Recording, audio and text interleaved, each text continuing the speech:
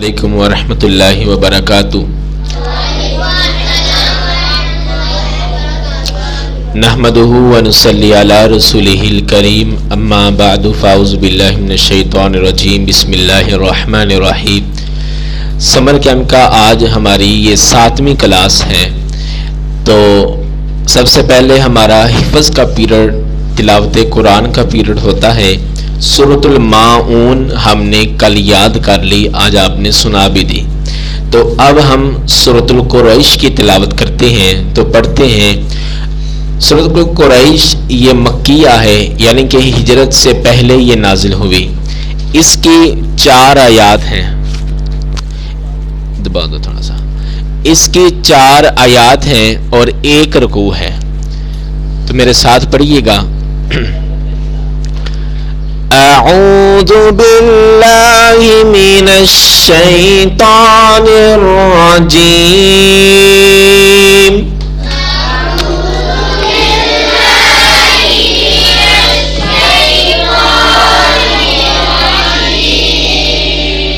بسم اللہ الرحمن الرحیم،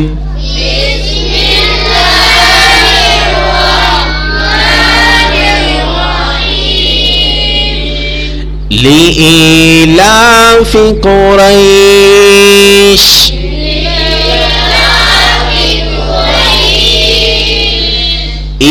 إيلافهم رحلة الشتاء والصيف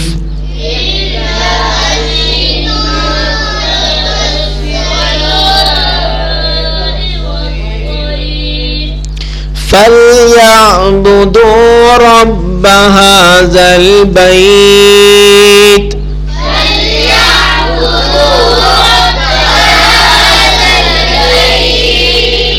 الَّذِي أَطْعَمَهُم مِّن جُوعٍ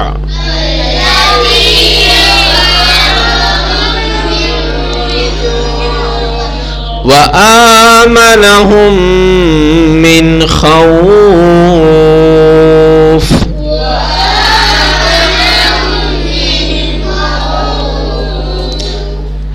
اب میں آپ کو ایک ایک لفظ کر کے پڑھاتا ہوں تو سب کی آواز آئے۔ بسم اللہ الرحمن الرحیم،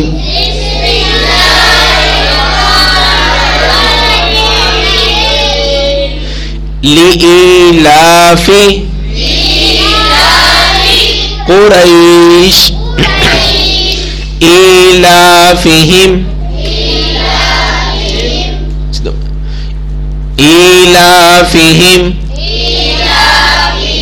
رحلة الشتاء،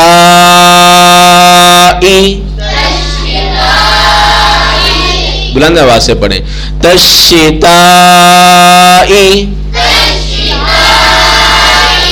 والصيف فليعبدوا رب هذا البيت الذي أطعمهم من جوع وآمنهم من خوف وآمنهم من خوف۔ اب آپ کو میں نے تلاوت سناتا ہوں، آپ نے پڑھنا نہیں، صرف آپ نے سننا ہے۔ جس طرح میں نے پڑھنا ہے اسی طرح کل آپ نے مجھے سنانا ہے لہجے میں۔ اعوذ باللہ من الشیطان الرجیم،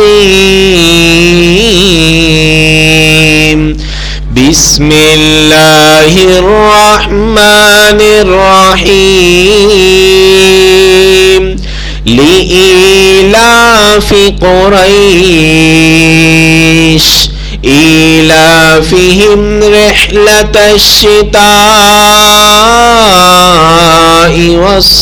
والصيف فَلْيَعْبُدُوا رَبَّ هَذَا الْبَيْتِ الَّذِي أَطْعَمَهُم مِّن جُوعٍ وَآمَنَهُم مِّنْ خَوْفٍ صدق اللہ العظیم.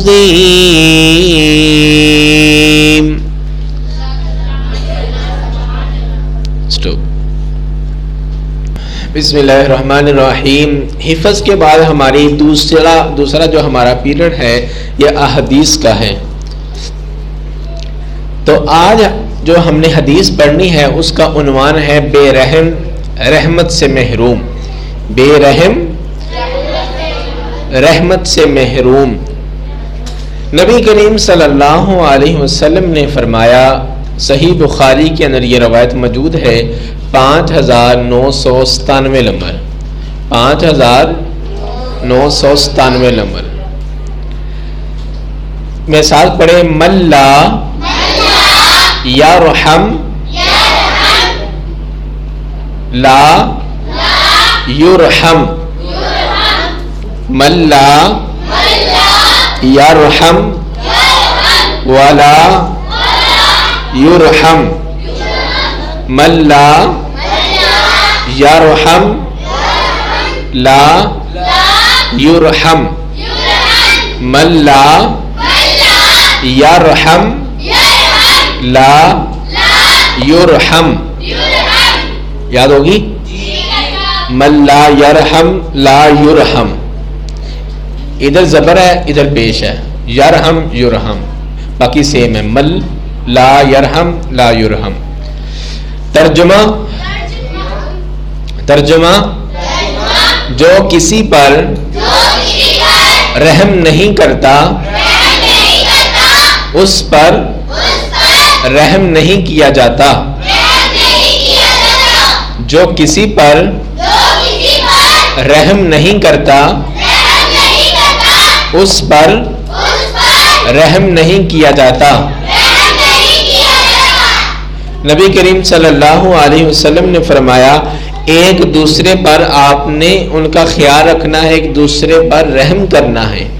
جس طرح اللہ کی ذات انسانوں کے گناہ دیکھ کر بھی معاف کر دیتی ہے، اسی طرح آپ نے بھی انسانوں کے گناہ دیکھ کر درگزر کر جانا ہے، معاف کر دینا ہے، آپ نے ان پر رحم کرنا ہے. حضرت ابو بکر صدیق رضی اللہ تعالی عنہ ایک صحابی کی کفالت کیا کرتے تھے. تو جب حضرت عائشہ صدیقہ رضی اللہ تعالی عنہا پر تہمت لگی تو جس کی کفالت کرتے تھے اس نے بھی ان منافقین کا ساتھ دیا. تو حضرت ابو بکر صدیق رضی اللہ تعالی عنہ نے ان کی کفالت کرنے سے انکار کر دیا کہ میں آئندہ اس کی کفالت نہیں کروں گا، ان کو روٹی روزی، یہ کپڑے لباس رہائش نہیں دوں گا. اللہ تعالیٰ نے قرآن پاک کی آیات نازل فرما دی کہ آپ کون ہوتے ہو جو ان کی کفالت کرنے والے. حقیقی کفالت کرنے والا تو اللہ کی ذات ہے. یعنی کہ کسی گھر کے اندر سے روٹی جا رہی ہے، مسجد کے اندر، مدرسے کے اندر، کسی مہمان کے لیے، کسی مسافر کے لیے، وہ نہیں کھلا رہا ہوتا بلکہ وہ اپنا نصیب کھا رہا ہوتا ہے. اللہ تعالیٰ نے اس کا دانہ وہاں لکھا ہوتا ہے. کہتے ہیں دانے دانے پر کھانے والے کا نام، کہتے ہیں نا، دانے دانے پر کھانے والے کا نام. اب جس بندے نے کھانا کھایا ہے اس دانے پر اس بندے کا نام لکھا ہوا ہے. کتنے ایسے لوگ ہیں جس دانے پر نام نہیں لکھا ہوتا، وہ منہ میں ڈالتے ہیں لیکن اس دانے پر، اس نوالے پر ان کا نام نہیں لکھا ہوا، وہ کیا کر دیتے ہیں، الٹی آ جاتی ہے، ان کو کوئی بیماری لگ جاتی ہے، وہ کھانا باہر نکل جاتا ہے. یہ اللہ کا قانون ہے، یہ اللہ کا نظام ہے. ہر بندے نے اپنے نصیب کا کھانا ہے، کسی نے دوسرے کے نصیب کا نہیں کھانا. ٹھیک ہے نا؟ اسی لیے آپ نے جب کسی انسانوں کو دیکھنا ہے، کسی لوگوں کو دیکھنا ہے، وہ رحم کے متلاشی ہیں، یعنی کہ وہ تنگ دست ہیں. آپ نے ان پر رحم کرنا ہے، آپ نے پاس سے رقم دے کر، چندہ دے کر، صدقہ و خیرات کر کے ان کے ساتھ ہیلپ کرنی ہے۔ اور فرمایا کہ جو آپس میں رحم نہیں کرتے اللہ بھی ان پر رحم نہیں کرتا، جو کسی پر رحم نہیں کرتا اس پر رحم نہیں کیا جاتا۔ اگر آپ دنیا والوں پر، اللہ کی مخلوق پر رحم کرو گے اللہ تعالیٰ آپ پر رحم فرمائیں گے۔ ایک واقعہ آپ نے سنا ہوگا، مسلم کے اندر یہ واقعہ موجود ہے۔ ایک عورت جو فاحشہ تھی، بدکارہ تھی، تو اس نے اپنے گھر سے واپسی پر آ رہی تھی، رستے میں ایک دیکھا ایک کتا پانی سے بلک رہا ہے کہ پانی اس کو چاہیے، پیاس لگی ہوئی ہے۔ اب قریب کنواں تھا، کنویں کے اندر کتا جا نہیں سکتا، اور اس کے اندر کوئی ڈول وغیرہ بھی نہیں ہے جس طرح پرانے زمانے کے اندر ہوتا تھا، ایک اس طرح ڈول، اس کے اوپر رسی ڈالتے تھے تو رسی کے ذریعے ڈول نیچے جاتا تھا، اسی رسی کے ذریعے ڈول واپس کھینچ لیتے تھے، اس کے اندر پانی آ جاتا تھا۔ اس کنویں کے اندر ڈول بھی نہیں تھا۔ اب وہ پریشان ہو کہ اب میں کروں تو کیا کروں، یہ پانی سے بلک بھی رہا ہے، پیاسا بھی ہے، اس کو پانی دینا چاہیے۔ وہ بدکارہ تھی، اس نے اپنا دوپٹہ اتارا، دوپٹہ اتارنے کے بعد اس نے اپنے جوتے کو اس دوپٹے کے اندر باندھ لیا۔ جب باندھا اس کنویں کے اندر ڈال دیا، جب ڈالا تو اس جوتے کے اندر تھوڑا سا پانی آیا نا، وہ تھوڑا سا پانی اس نے کتے کو پلا دیا۔ کتا ابھی بھی پانی مانگ رہا ہے، اس نے دوبارہ اپنا دوپٹہ نیچے پھینکا، وہاں سے پانی جوتے کے ذریعے آیا تو اس نے دوبارہ کتے کو پانی پلایا۔ یہ عمل اس نے کیا، کرنے کے بعد کتا چلا گیا، یعنی کہ اس کی پیاس ختم ہوگی، تو اللہ تعالیٰ کی طرف سے اس کی موت کا جو فیصلہ تھا وہ بھی آن پڑا، وہ عورت فوت ہو جاتی ہے، مر جاتی ہے۔ تو اب اللہ تعالیٰ نے کہا کہ اس نے میری مخلوق پر رحم کیا، اس وجہ سے میں اس پر رحم کرتا ہوں۔ اللہ تعالیٰ نے اس عورت کو جنت الفردوس میں مقام عطا کر دیا۔ اللہ تعالیٰ نے اس کو جنت عطا کر دی، کس وجہ سے؟ اس نے اللہ کی مخلوق پر رحم کیا، ایک کتے پر رحم کیا۔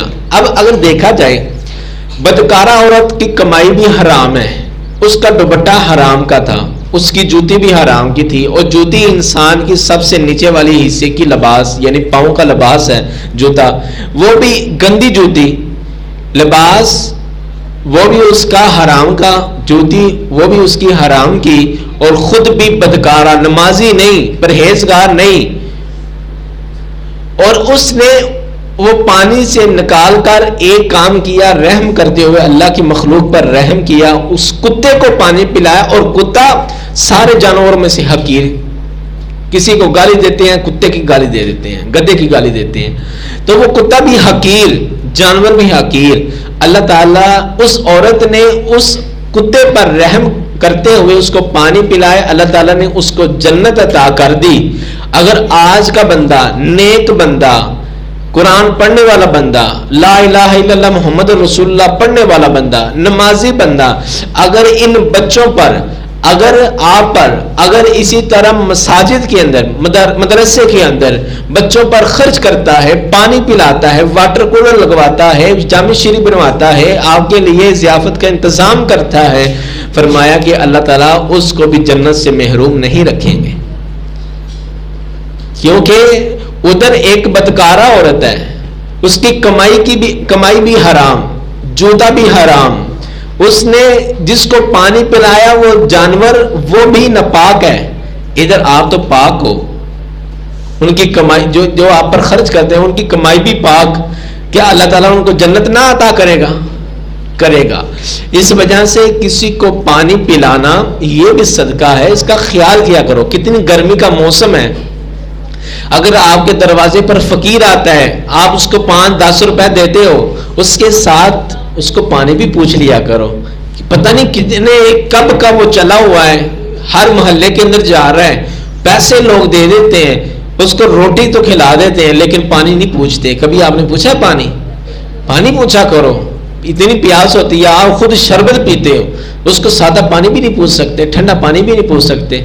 اس لیے اگر آپ کے پاس گھر کے اندر شربت ہے تو شربت پلاؤ.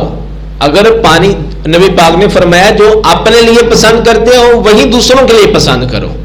یہ نہ ہو کہ آپ اپنے لیے شربت پسند کرو اور اس کے لیے آپ گرم پانی دو، یہ نہ ہو، بری بات ہے. تو آپ نے اپنے محلوں میں رہنے والے بچوں کا بھی، بڑوں کا بھی، فقیروں کا بھی، مسکینوں کا بھی خیال کرنا ہے. ٹھیک ہے؟ اگر آپ ان پر رحم کرو گے اللہ تعالیٰ آپ پر رحم فرمائیں گے. اگر آپ ان پر رحم نہیں کرو گے اللہ تعالیٰ آپ پر رحم نہیں کریں گے. کل قیامت کا دن ہوگا. آج تو گرمی ایک محدود ہے نا، تھوڑی سی ہے. کل قیامت کا دن ہوگا، یہ جو سورج ہے یہ بالکل قریب آ جائے گا، زمین تانبے کی بن جائے گی. انسان اپنے پسینے میں ڈوبتا ہوا نظر آئے گا، اپنے پسینے میں ڈوب رہا ہوگا. یہ اپنا کوئی سائبان تلاش کرے گا، کوئی چھت ہو، کوئی درخت ہو کہ جس کے نیچے میں چلا جاؤں، مجھے یہ جو اتنی تپش ہے، اتنی دھوپ ہے، اس سے میں نجات حاصل کر لوں.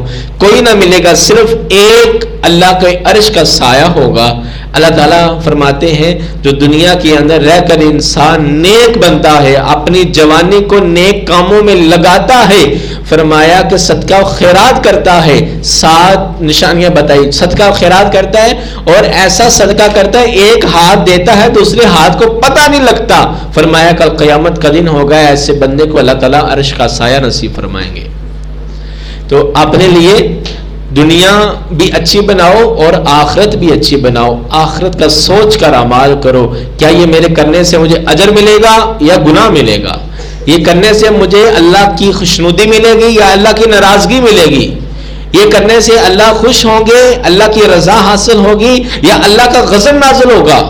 ایسے اعمال انسان کو کرنے چاہیے جس سے اللہ خوش ہوتا ہے.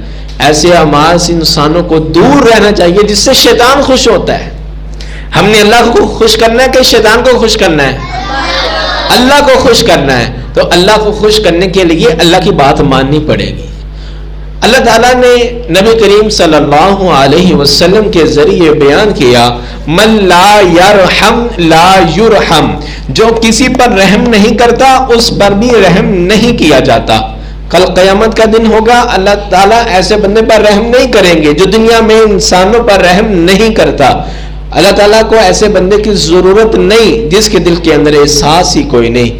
اللہ تعالیٰ کو ایسے بندے کی ضرورت نہیں کہ جس کے اندر دل کے اندر الفت، پیار، محبت، چاہت، ہمدردی، صلہ رحمی کا جذبہ ہی کوئی نہیں. اللہ تعالیٰ کو ایسے، کیونکہ وہ حقوق العباد سے دور ہو جاتا ہے. صرف یہ نہیں کہ حقوق اللہ کو پورا کیا جائے، صرف نمازیں، سجدے، رکوع، تشہد، دعائیں، حج، عمرہ، زکوٰۃ، اس کو پورا کیا جائے. فرمایا کہ 2 عبادتیں ہیں، ایک حقوق اللہ ہے، ایک حقوق العباد ہے. اللہ چاہے حقوق اللہ تو معاف کر سکتے ہیں، لیکن اللہ تعالیٰ حقوق العباد معاف نہیں کریں گے. جو بندوں کے ساتھ ظلم کیا ہوا ہے، جو بندوں کو تنگ کیا ہوا ہے، جو بندوں پر رحم نہیں کرتا، اللہ تعالیٰ ایسے بندوں کو معاف نہیں فرمائیں گے. کل قیامت کا دن ہوگا، ایسے بندوں کو، ان لوگوں کو نیکیاں دینی پڑیں گی، نیکیاں دینی پڑیں گی. حدیث کے اندر آتا ہے اتنے لوگ آئیں گے ایک بندے سے اپنے جرم کی سزا دلوانے کے لیے، یا اللہ اس نے مجھے مارا، اس نے مجھے پاؤں سے مارا، اس نے مجھے گالی دی، اس نے مجھ سے دھوکہ کیا، اس نے مجھ سے فرار کیا، اس نے مجھے میری چغلی کی، اس نے مجھے چھری کے ساتھ مارا، میرا خون بہایا. طرح طرح کے لوگ آ جائیں گے اور لائن بنا کر آ جائیں گے. اللہ تعالیٰ فرمائیں گے اب اس کا حساب، کیونکہ مالک یوم الدین، آج انصاف کا دن ہے نا، آج کیا کرنا ہے؟ اللہ تعالیٰ فرمائیں گے اس کی نیکیاں اٹھاؤ، اس کے پلڑے میں ڈال دو. اللہ فرشتے ایسے ہی کریں گے، اس کی نیکیوں کو اٹھائیں گے، جو لوگ شکایت لے کر آئے ہیں ان کے پلڑے میں ڈال دیے جائیں گے، حتیٰ کہ اس کی ایک ایک کر کے، یہ حاجی، نمازی، یہ بڑا سمر کیمپ کرنے والا، یہ قرآن پاک صبح و شام کی کلاس لینے والا، اس کی ساری نیکیاں ختم ہو جائیں گی. اللہ تعالیٰ کے سامنے فرشتے کہیں گے یا اللہ ابھی لوگ باقی ہیں، اس کی نیکیاں ختم ہو گئی ہیں، اب کیا کریں؟ انصاف کا دن ہے، نیکیاں ادھر ختم ہو گئی، اس کے پاس اب بندے کے پاس گناہ ہی گناہ رہ گئے، نیکی ایک بھی نہیں رہی. اللہ تعالیٰ فرمائیں گے جو بندے شکایت لے کر آ رہے ہیں نا، جو بندے شکایت لے کر آ رہے ہیں، اب ان کی برائیوں کو اٹھا لو، مطلب ان کے گناہوں کو اٹھا لو، وہ بھی گناہ اس کے پلے میں ڈال دو، اس کے پلڑے میں ڈال دو، اس کے کھاتے میں ڈال دو۔ اب ایسا کیا جائے گا، جس نے گالی دی اس کے جو گناہ ہیں اس کے دامن میں، جس نے چغلی کی، جس کی چغلی کی، اس کے بھی گناہ اس کے دامن میں۔ ایسے کرتے کرتے لوگوں کے گناہ، اس کے بہت سارے گناہ ہو جائیں گے۔ یہ اپنی نیکیاں لینے والا بندہ، خود نیک اعمال کرنے والا بندہ، اس کی نیکیاں ساریاں ختم، لوگوں کے گناہ بھی اس کے پردے میں اللہ تعالیٰ فرمائیں گے اس کو اس کے گناہوں سمیت جہنم میں اندر ڈال دو۔ اس وجہ سے آپ نے یہ نہیں کہ نیک اعمال کرنے ساتھ آپ نے حقوق العباد اپنے دوستوں کے ساتھ زیادتی بھی کرنی، ایسا نہیں کرنا۔ ان کے ساتھ پیار محبت اور ان کے مکمل حقوق، ان کے ساتھ کوئی زیادتی نہیں کرنی۔ اللہ تعالیٰ آپ کے گناہ اس طرح ختم بھی فرما سکتے ہیں۔ بسم اللہ الرحمن الرحیم۔ تیسرا ہمارا جو پیریڈ ہے یہ مسنون دعاؤں کا پیریڈ ہے۔ کل ہم نے جو دعائیں پڑھی آپ نے سنا دی، آج ہم 4 دعائیں پڑھیں گے۔ شیطان سے بچنے کی دعا، نماز میں وسوسے کی دعا، کلام ملاقات کرنے سے پہلے کی دعا اور اس کا جواب۔ شیطان سے بچنے کی دعا، شیطان سے ہم نے کیوں بچنا ہے؟ کیونکہ شیطان ہمارا کھلا دشمن ہے۔ شیطان ہمیں ہر موڑ پر گمراہ کرتا ہے۔ شیطان کی وجہ سے ہم دین سے دور ہو جاتے ہیں۔ شیطان کی وجہ سے ہم اپنے ماں باپ سے اونچا بولتے ہیں۔ شیطان کی وجہ سے ہم دین کی کلاسوں کے اندر نہیں آ پاتے۔ شیطان کی وجہ سے ہمیں جب نماز کا وقت ہوتا ہے، دین کا کام ہوتا ہے، ہمیں مزید دوسرے کام بھی نظر آ جاتے ہیں۔ شیطان ہمیں بہانے ڈھونڈ کر دیتا ہے، یہ بھی بہانہ، یہ بھی بہانہ، نماز رہنے دو، دین رہنے دو، نہ یاد کرو، کچھ نہیں ہوتا، بڑے بڑے بچے سنا دیں گے سبق، کر سب آپ سے نہیں پوچھیں گے۔ شیطان یہ کہتا ہے۔ تو اب جب شیطان آ جائے نا آپ کے پاس، تو آپ نے شیطان سے بچنے کی دعا پڑھنی ہے تعوذ، اعوذ باللہ من الشیطان الرجیم، یہ دعا پڑھیں، اعوذ باللہ من الشیطان الرجیم، ٹھیک ہے نا؟ اعوذ باللہ من الشیطان الرجیم۔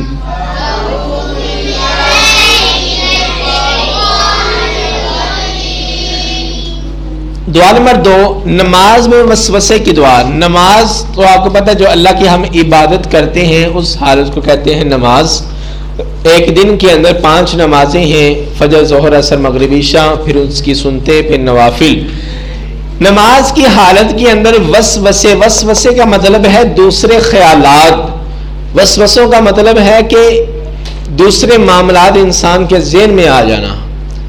ٹیوشن کے اندر کیا ہوا، گھر کے اندر کیا ہوا، دکان کے اندر کیا ہوا، کاروبار کے اندر کیا ہوا، آفس کے اندر کیا ہوا، وہ کیا کہہ رہا تھا، لڑائی کیوں ہوئی، فلاں باتیں، ڈھیر باتیں نماز کے اندر آ جاتی ہیں نا۔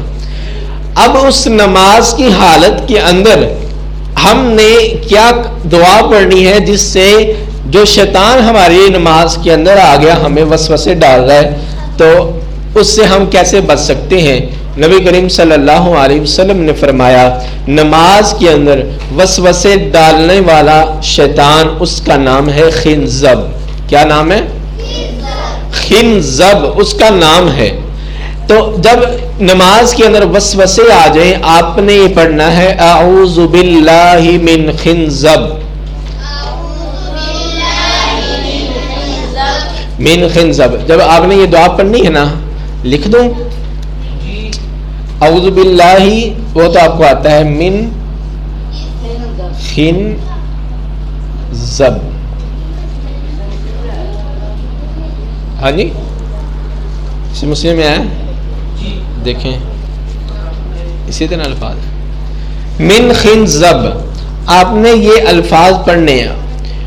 اگر آگے یاد ہے نہیں تو دوسری جو دعا ہے تعوذ، اعوذ باللہ من الشیطان الرجیم، وہی دعا آپ نے نماز کی حال، مثال کے طور پر آپ نماز پڑھ رہے ہیں الحمدللہ رب العالمین الرحمن الرحیم مالک یوم الدین خیالات آ گئے، شیطان اور اس کے خیالات، نماز کی حالت میں تو آپ کو خیالات آ گئے، تو آپ اسی حالت کے اندر اعوذ باللہ من الشیطان الرجیم ایسے، یا پھر کرنا ہے اعوذ باللہ من خنزب، 3 بار آپ نے ہلکی سی تھوک نما پھونک مارنی ہے تاکہ یہ شیطان بائیں طرف مارنی ہے، دائیں طرف نہیں، دائیں طرف فرشتہ، بائیں طرف شیطان۔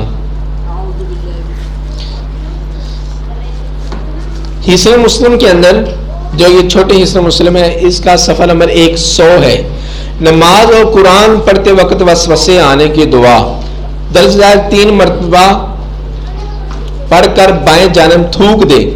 اس روایت کے متعلق حضرت عثمان رضی اللہ تعالی عنہ فرماتے ہیں کہ میں نے ایسا ہی کیا تو اللہ تعالیٰ نے مجھے اس سے نجات دے دی۔ اعوذ باللہ من الشیطان الرجیم یہ پڑھا 3 مرتبہ، اعوذ باللہ من الشیطان الرجیم، اعوذ باللہ من الشیطان الرجیم، اعوذ باللہ من الشیطان الرجیم، پھونک مار دی 1 مرتبہ۔ نماز کے اندر ہی آپ کی نماز ٹوٹے گی نہیں۔ آپ نے، میں نے آپ کو بتایا نا مالک یوم الدین میں پڑھا، مجھے شیطان کے وسوسے آ گئے، اعوذ باللہ من الشیطان الرجیم، اعوذ باللہ من الشیطان الرجیم، اعوذ باللہ من الشیطان الرجیم، ایاک نعبد و ایاک نستعین اہدنا الصراط المستقیم صراط الذین انعمت علیہم، یعنی کہ اپنی نماز کو وہاں سے آگے شروع کر دینی، یہ نہیں کہ مالک یوم الدین پڑھا، شیطان آ گیا، پھونک ماری، پھر الحمدللہ رب العالمین الرحمن الرحیم، دعا نہیں کری شروع، ٹھیک ہے نا، آپ نے وہاں سے ہی شروع کر دی، رکوع کے اندر ہے، رکوع کے اندر ہی آپ نے وہاں سے تسبیحات شروع کر دینی ہے۔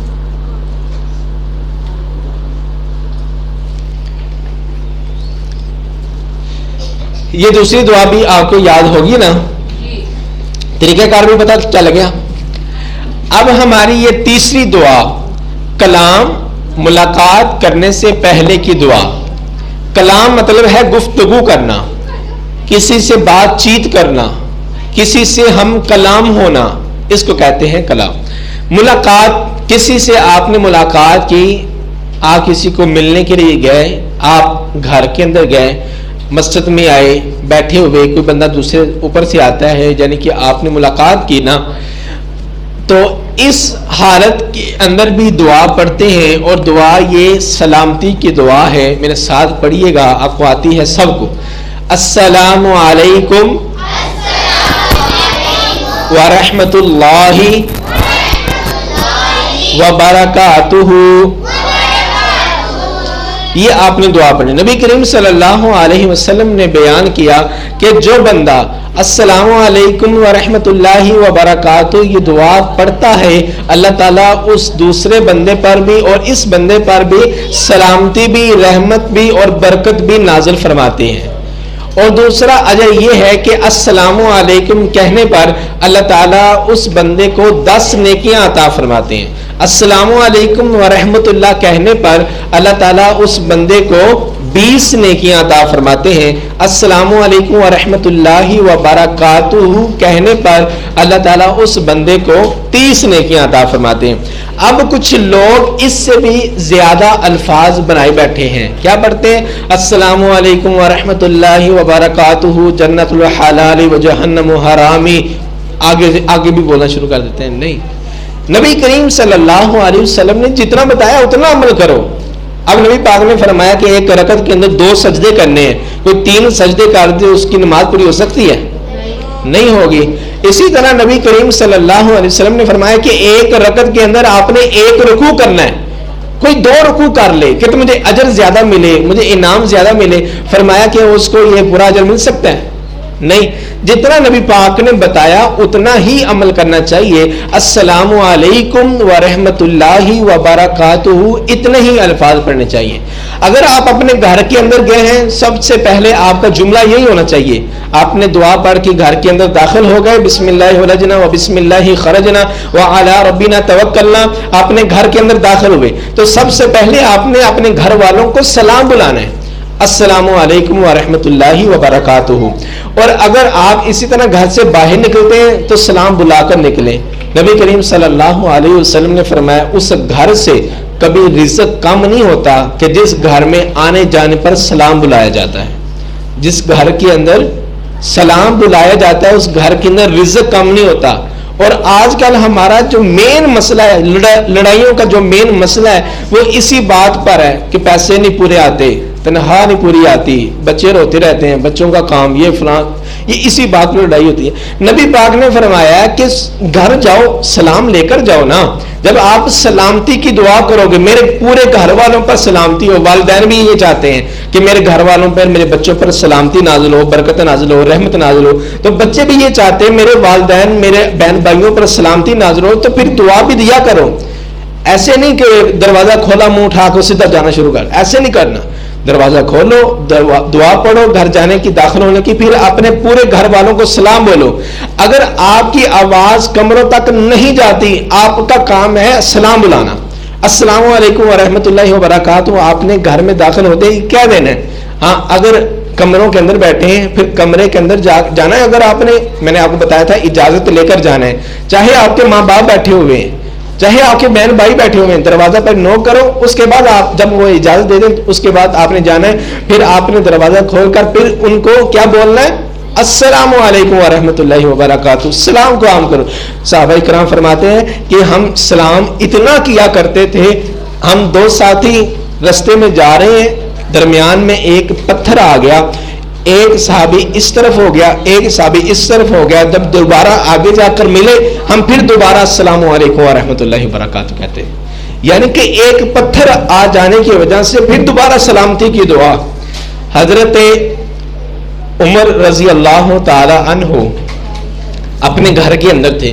رسول اللہ صلی اللہ علیہ وسلم حضرت عمر رضی اللہ تعالی عنہ کے گھر میں تشریف لے کر گئے. دروازے پر کھڑے ہوئے، کہا کہ السلام علیکم. آج کل ہماری یہ بیل لگی ہوئی ہے نا، پہلے بیلیں نہیں ہوتی تھی، دروازے ہوتے تھے اور دروازے کے پاس کھڑے ہو کر آواز گھر تک چلی جایا کرتی تھی.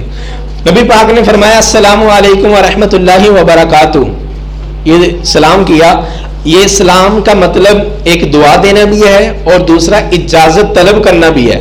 حضرت عمر اگر گھر میں ہیں تو وہ وعلیکم السلام ورحمۃ اللہ کہیں گے کہ یا رسول اللہ آپ تشریف لے کر آ جائیں.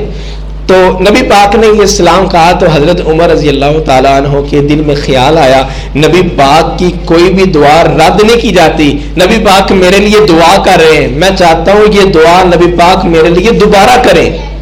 نبی پاک کی یہ عادت تھی ایک دروازے پر جاتے، اور فرمایا بھی یہ ہے کہ آپ نے 3 مرتبہ اجازت طلب کرنی ہے. اگر 3 مرتبہ اجازت، بلکہ قرآن یہ کہتا ہے آپ نے 3 مرتبہ اجازت طلب کرنی ہے. اگر 3 مرتبہ آپ کو اجازت کا جواب نہیں ملتا تو آپ نے واپس لوٹ جانا ہے، چاہے آپ کا میلوں لاکھوں میلوں کا سفر ہو. اگر یہاں سے ایک بندہ کراچی جاتا ہے ایک بندے سے ملاقات کرنے کے لیے، اس کا کام ہے صرف 3 مرتبہ اس کے گھر کی بیل دے، اس کے بعد 4تھی مرتبہ نہ دے، واپس آ جائے، کسی جگہ رک جائے.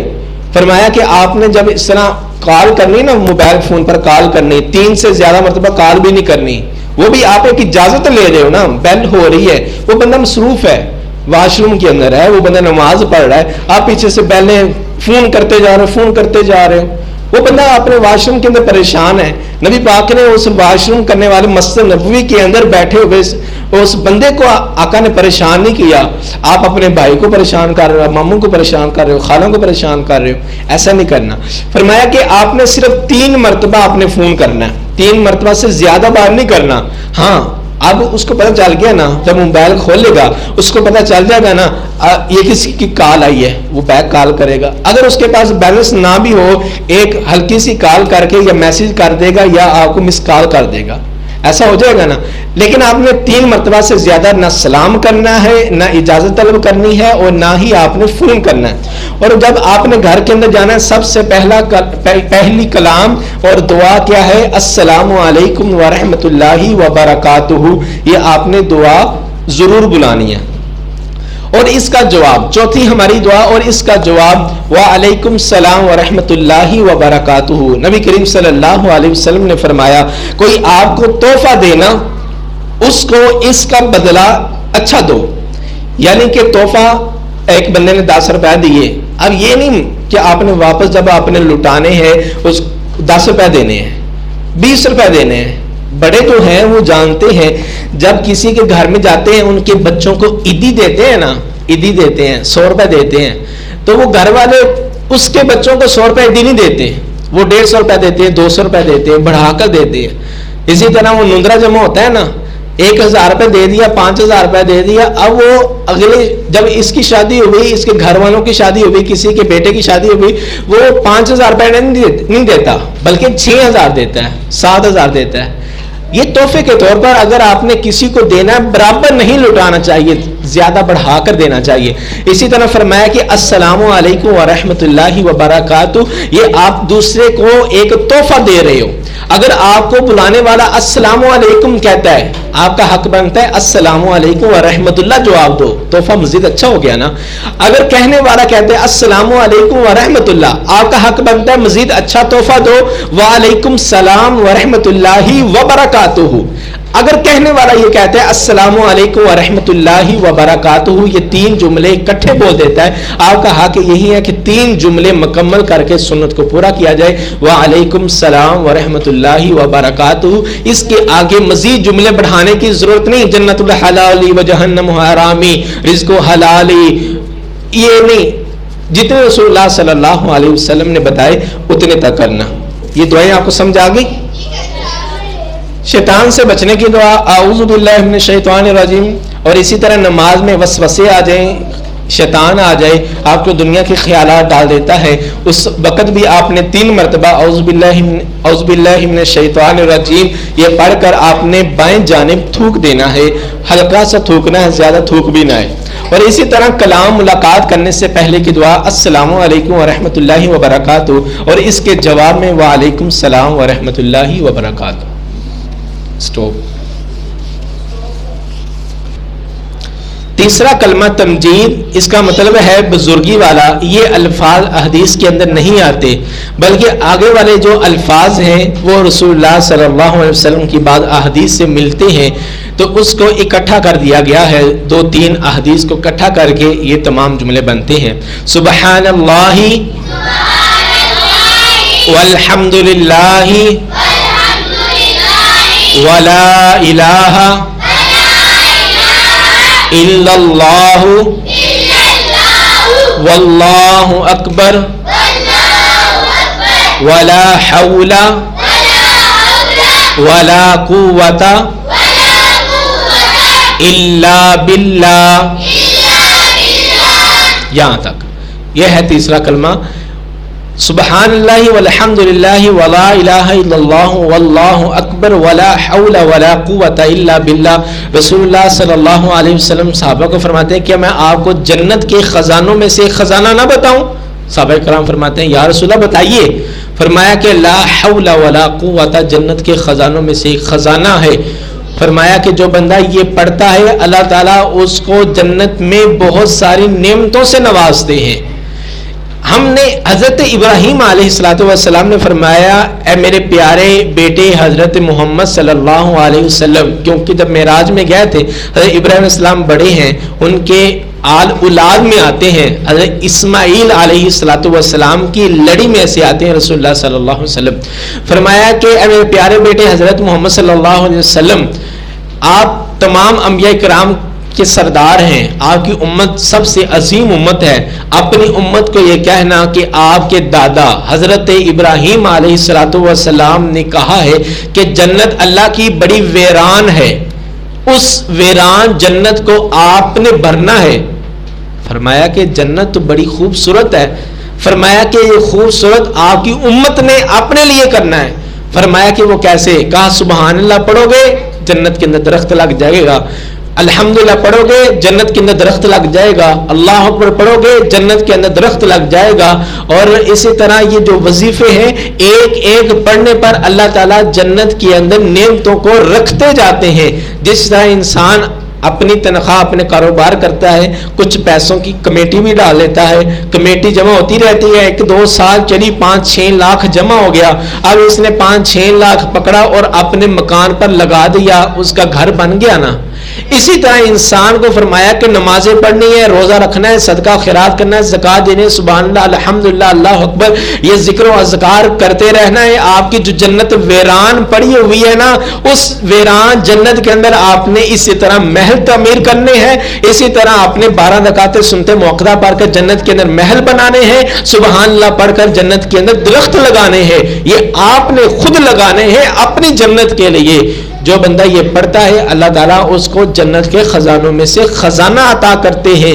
جنت کے خزانوں میں سے خزانہ کیا ہے؟ وہاں درم و دینار کی ضرورت نہیں ہوگی، وہاں انسانوں کو ہر نعمت کی ضرورت ہوگی، اور دنیا کے اندر انسان کو نعمت ملتی ہے محدود سی۔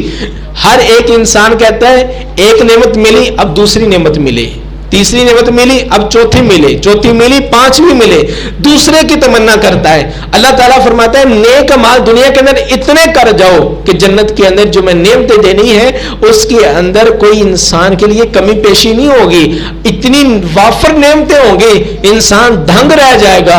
یا اللہ اتنی زیادہ مجھے نعمتیں عطا کر دی اور اس کا نعم البدل بھی کوئی نہیں۔ دنیا کے اندر میں چھوٹے چھوٹے پھل کھایا کرتا تھا، آج اتنے بڑے پھل۔ دنیا کے اندر میں چھوٹی سی کرسی پر بیٹھا کرتا تھا، آج اتنا بڑا پلنگ ہے۔ یہ اللہ تعالیٰ کی نعمت ہے۔ میں دنیا کے اندر سیمنٹ اینٹوں کے گھر کے اندر رہتا تھا، یا اللہ آج جنت کے اندر یہ سونے چاندی کی اینٹوں کے گھر ہیں۔ اللہ تعالیٰ اتنے اعلی شان یہ محل دے گا اس بندے کو جو ذکر و اذکار کرتا ہے۔ یہ سبحان اللہ والحمد للہ ولا الہ الا اللہ واللہ اکبر، یہ سارا ذکر ہے۔ ولا حول ولا قوت الا باللہ، اپنے چلتے پھرتے اس ذکر کو معمول بنا لو۔ تیسرا کلمہ بھی ہو گیا، ہماری ریسٹ کا ٹائم ہو گیا۔ اگلا جو پیریڈ ہمارا نماز بما ترجمے کا وہ ہم انشاءاللہ تعالی وقفے کے بعد پڑھیں گے، تو آپ ریسٹ کر لیں۔ اسی طرح بس میں آپ کو ایک نشاندہی کر دوں، آج ہم نے یہ دعا پڑھنی ہے۔ نماز بما ترجمے کورس کا ہمارا اس کا پیریڈ اور اس کے درود پاک کے بعد یہ دعا ہے، رب جعلنی مقیم الصلاۃ ومن ذریتی ربنا وتقبل دعاء ربنا اغفر لی ولوالدی وللمؤمنین یوم یقوم الحساب۔ سب بچوں کو آتی ہے نا؟ پھر بھی میں آپ کو ایک ایک لفظ کر کے پڑھا دیتا ہوں تاکہ جس کے الفاظ کے اندر کوئی زبر زیر کی کوئی غلطی وغیرہ ہے وہ بھی نکل جائے۔ اچھی طرح آپ کو یہ دعا آنی چاہیے، پھر اس کے بعد ہم ترجمہ پڑھیں گے۔ پڑھیں، رب جعلنی، اس را کو موٹا پڑھنا ہے، ربی نہیں ہے نا، ربی، را کو موٹا پڑھنا ہے کیونکہ زبر ہے نا۔ رب جعلنی مقیم الصلاۃ ومن ذریتی ربنا وتقبل دعاء ربنا اغفر لی ولوالدی وللمؤمنین یوم یقوم الحساب۔ یہ یوم یقوم الحساب پڑھنا ہے، یہ ہو لفظ نہیں پڑھنا۔ کوئی پڑھ لیتے ہیں یوم قیامت حساب، ایسے نہیں پڑھنا۔ رب جعلنی، اے اللہ، اے میرے رب، مجھ کو بنا مقیم الصلاۃ، نماز قائم کرنے والا، ومن ذریتی، اور میری اولاد کو،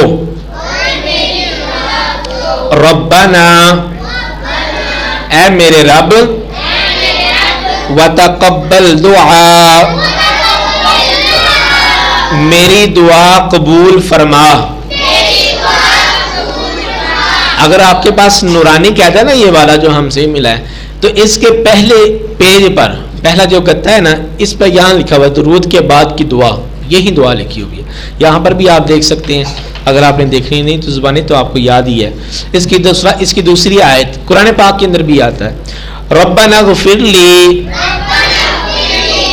اے میرے رب مجھے معاف فرما، والی والدیہ اور میرے والدین کو وللمؤمنین اور تمام مومنوں کو یوم اس دن یقوم جس دن قائم ہوگی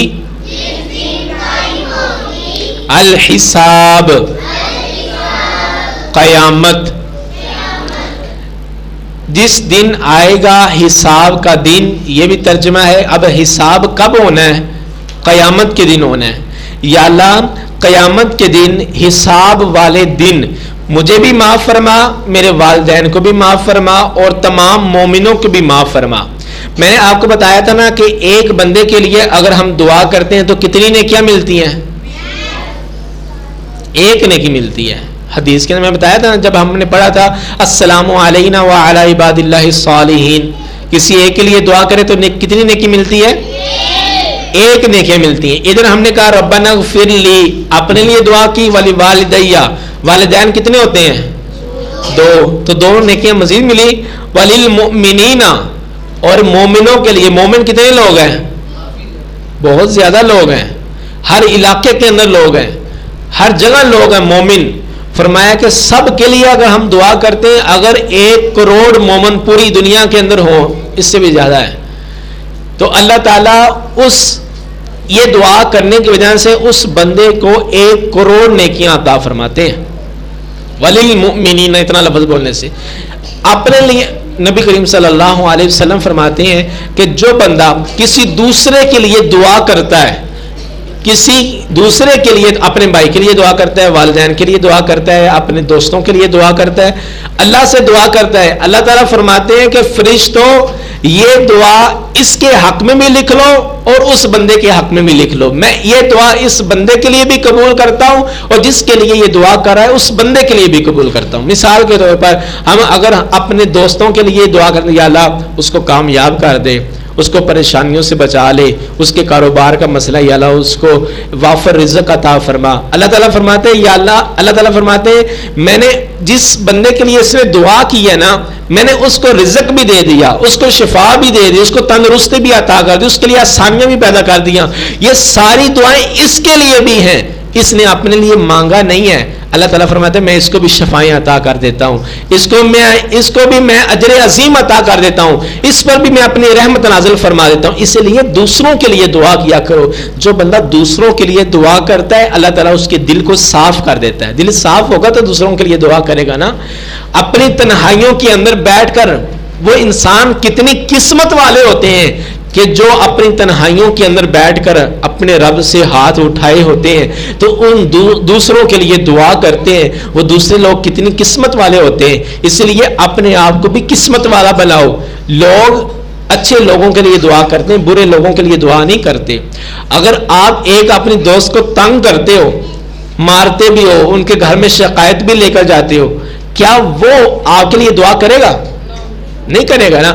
اسی طرح اگر آپ اس کے ساتھ اچھا رویہ کرتے ہو، اگر آپ دوپہر کا لنچ لے کر جاتے ہو، اس کو بھی بلا لیتے ہو کہ میری مما نے یہ مجھے سینڈوچ بنا کر دیا، آدھا آپ کھا لو آدھا میں کھا لیتا ہوں، یہ روٹی دی ہے آدھی آپ کھا لو میں بھی کھا لیتا ہوں، میں پانی لے کر آیا ہوں، اس کا احساس کیا، اس کے بیگ کو اٹھایا، اس کی کاپی کو اٹھایا، اس کے قرآن پاک کو پکڑا، اس کے ساتھ آئے، وہ مسجد میں آپ مسجد میں آ رہے ہو، اس کے دروازے کو بھی دستک دے کر اس کو بھی ساتھ بلا لیا، یعنی آپ اس کے دوست ہو، اس کے ساتھ رہتے ہو۔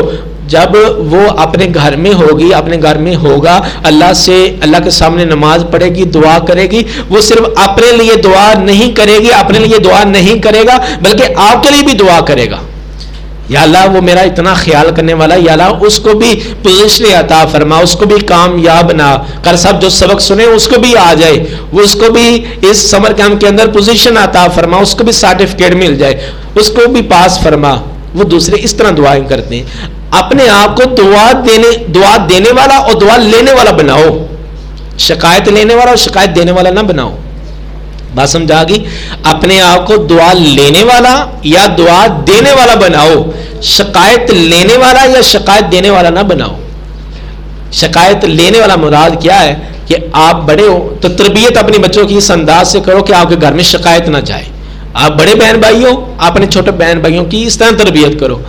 شکایت دینے والا کہ آپ کے گھر کے آپ کی وجہ سے آپ کے گھر میں شکایت نہ جائے کہ یہ بچی مسجد میں تنگ کرتی ہے, اسکول میں تنگ کرتی ہے, باہر محلے میں تنگ کرتی ہے, یہ بچہ تنگ کرتا ہے, یہ بچہ بچوں کے ساتھ غلط بچوں کے ساتھ رہتا ہے. آپ کی وجہ سے آپ کے گھر میں شکایت نہ جائے.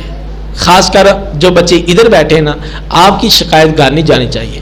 آپ نے دوسروں کو سمجھانا ہے, آپ دوسروں کے لیے آئیڈیل ہو, دوسروں کے لیے نمونہ ہو, تاکہ پتہ چلے ایک جس نے سمر کیمپ نہیں کیا وہ بچہ اور جس نے کیا ہے ان دونوں کے اندر فرق ہونا چاہیے.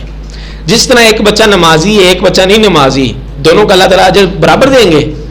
نہیں نا. ایک نے نماز پڑھی کوئی نہیں, اس کو ادھر کیا ملنا ہے؟ جس نے نماز پڑھی اسی کو ادھر ملنا ہے نا. جس نے سمر کیمپ کیا اسی کے اندر تربیت آنی ہے نا. وہ تربیت کو اپنی زمانے کے اندر دکھائے, میں نے یہ سیکھا ہے, میں یہ عمل بھی کر رہا ہوں, میں یہ عمل بھی کر رہی ہوں. اگر جس نے سمر کیمپ کیا ہی نہیں اس کا تو عذر ہے نا, اس نے وہ سمر کیمپ کے اندر آیا نہیں, اس کو یہ تربیت کی باتیں ملی نہیں. تو اب آپ کا حق بنتا ہے جس کو یہ تربیت کی باتیں نہیں ملی وہ اپنے اعمال کے ذریعے بتاؤ, اپنے اعمال کے ذریعے بتاؤ. ایک عالم دین تھے, وہ کہتے میں نے 8 سال کا کورس کیا لیکن مجھے بولنے کا طریقہ نہیں آتا تھا, میں تقریر نہیں کر سکتا, جمعہ نہیں پڑھا سکتا تھا, کسی محفل کے اندر گفتگو نہیں کر سکتا تھا, لیکن میں پھر بھی بڑی تبلیغ کر گیا. دوست جب دیکھے یہ بات سنی تو پریشان ہو گئے.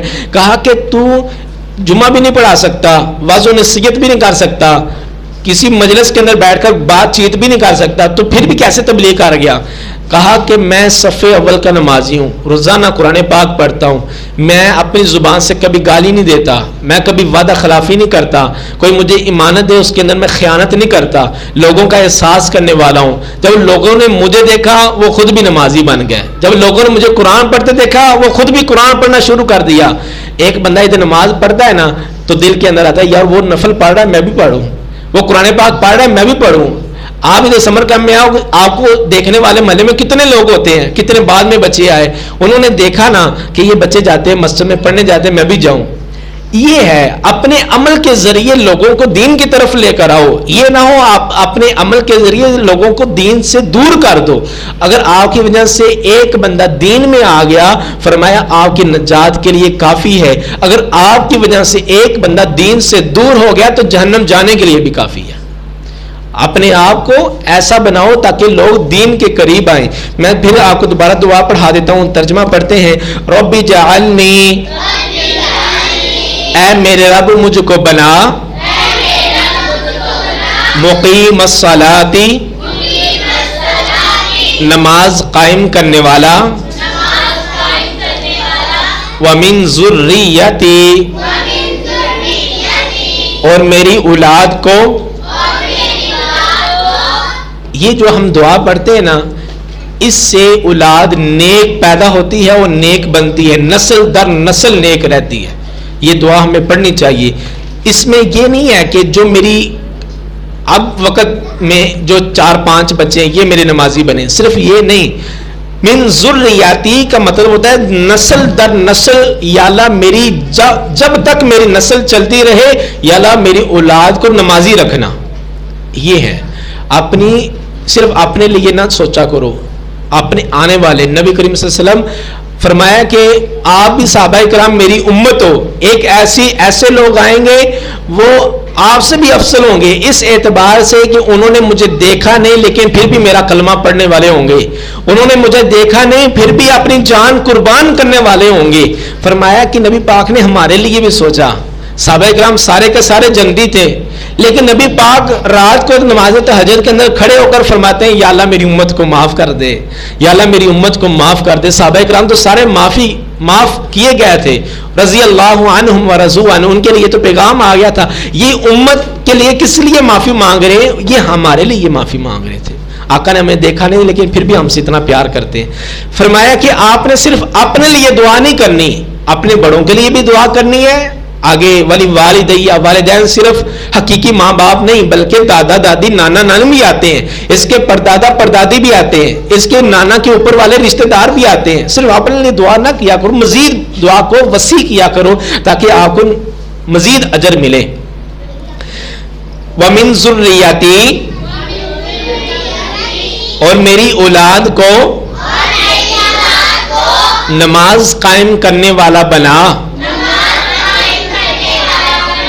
ربنا، اے ہمارے رب، وتقبل دعا، میری دعا قبول فرما. ربنا اغفر لی، اے میرے رب مجھ کو معاف فرما. والی والدیہ، اور میرے والدین کو.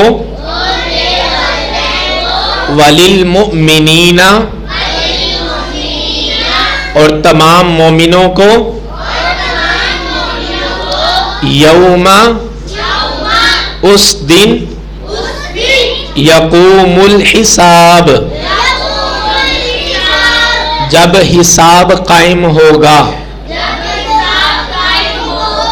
حساب مطلب جب ترازو قائم ہوگا نا، جب ترازو یعنی کہ یہ جو ہم چینی وغیرہ لیتے ہیں، سودا صرف لیتے ہیں، تو ایک حصے پر اس راشن کو ڈال دیتے ہیں، سبزی کو ڈال دیتے ہیں، دوسری سائڈ پر کلو 2 کلو کے وٹے ہوتے ہیں. اب تو کمپیوٹرائز نکلا ہے نا، پہلے جو ہوتے ہیں ابھی آپ بعض دکانوں پر آپ دیکھو گے. تو اسی طرح اس سے بھی پہلے ترازو ہوا کرتے تھے. شاید کہ آپ نے دیکھے ہو 2 پلیٹیں ہوتی تھی بڑی بڑی لوہے کی، اور اس کے درمیان میں 3 رسیاں ہوتی تھی. ایک رسی، 3 رسیاں کے ساتھ ایک پلیٹ باندھی ہوتی تھی. اسی طرح دوسری جو پلیٹ ہوتی تھی اس کو بھی 3 رسیوں کے ساتھ باندھا ہوتا تھا. اور اوپر ایک ڈنڈا، ایک سٹک ہوتی تھی. اس سٹک کے اوپر درمیان کے اندر ایک مٹ بنا دیتے تھے، ایک کوئی حصہ اس کو درمیان میں رسی باندھ کر اس کو درمیان میں پکڑنے کے لیے وہ بنا دیتے تھے. یہ بالکل درمیان والا حصہ ہوتا تھا. اب اس جگہ پر وہ کوئی وٹا ڈال دیتے تھے یا کوئی اینٹ وغیرہ رکھ دیتے تھے، دوسری سائڈ پر سبزی وغیرہ کوئی چیز تولنی ہو اس طرح تولتے تھے. قیامت والے دن بھی اسی طرح حساب ہوگا. اللہ تعالیٰ ترازو قائم کریں گے. اس ترازو کے اندر 1 کلو 2 3 4 کلو کے وٹے نہیں ہوں گے، بلکہ اللہ کے رسول فرماتے ہیں اس ترازو کے اندر ایک طرف نیکیاں ہوں گی اور دوسری طرف برائیاں ہوں گی اسی انسان کی. اور جس کی نیکیاں زیادہ ہو جائیں گی اللہ تعالیٰ جنت میں داخل کر دیں گے، اور جس کی برائیاں زیادہ ہو جائیں گی اللہ تعالیٰ جہنم میں داخل کر دیں گے. یہ ہے ترازو قائم ہوگا. یہ ہے یقوم الحساب. یا اللہ اس حساب والے دن مجھے معاف کر دے، میں گناہ گار ہوں، میرے والدین بھی گناہ گار ہیں، یا اللہ ان کو بھی معاف کر دے. یا اللہ مومن جتنے لوگ ہیں ان کو بھی معاف کر دے. جس دن حساب کا دن قائم ہونا ہے انشاءاللہ تعالی ہم کل مزید دوسری دعا پڑھیں گے، کیونکہ یہ قبولیت کا وقت ہوتا ہے سلام پھیرنے سے پہلے. تو اللہ تعالیٰ سے دعا ہے اللہ تعالیٰ ہمیں یہ تمام اجر بھی عطا فرمائے. یہ جو ہم اپنے لیے والدین کے لیے دعا کرتے ہیں اللہ تعالیٰ قبول فرمائے، ہماری نیک تربیت فرمائے. ابھی بسکٹ